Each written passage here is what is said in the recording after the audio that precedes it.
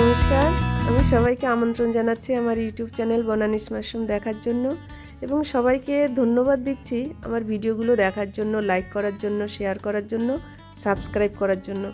সেই সঙ্গে মন থেকে আরও ধন্যবাদ দিচ্ছি আমাকে সাপোর্ট করার জন্য। আশা করি তোমরা আমার পাশে থাকবে।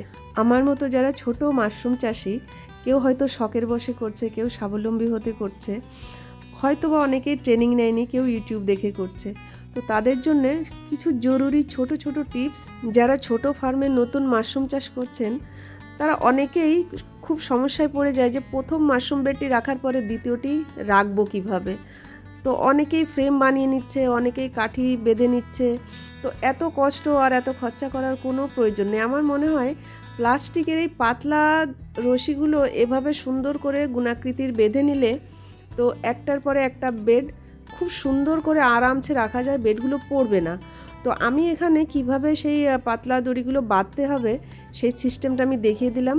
এরকম সমস্যায় আমি নিজেও পড়েছিলাম। কথায় বলে না, সমস্যায় পড়লেই তবে সমাধানের রাস্তা খুঁজে বের করে। তো আমিও তেমন করে সমাধানের রাস্তা খুঁজে বের করেছি। আশা করি আমার ছোট্ট টিপসটা নতুন মাশরুম চাষিদের উপকারে লাগবে। আর হ্যাঁ, ছোট্ট একটা সতর্কতামূলক টিপস, প্লাস্টিকের রশি হোক, ছালা, বস্তা, চট, প্লাস্টিক যা কিছুই ব্যবহার করুন না কেন, আগে সেটাকে জীবাণুমুক্ত করে নেবেন। কারণ মাশরুম খুবই সেনসিটিভ একটা বিষয়, সামান্যতে বেডগুলো না হলে নষ্ট হয়ে যাবে।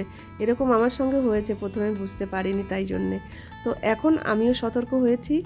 আশা করি আপনাদের উপকারে লাগবে আমার এই ছোট্ট ছোট্ট টিপসগুলো।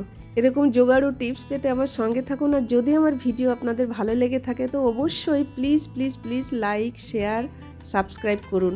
মূল্যবান সময় নষ্ট করে ভিডিওটি দেখার জন্য ধন্যবাদ। আবার দেখা হবে, ততক্ষণ সুস্থ থাকুন, ভালো থাকুন।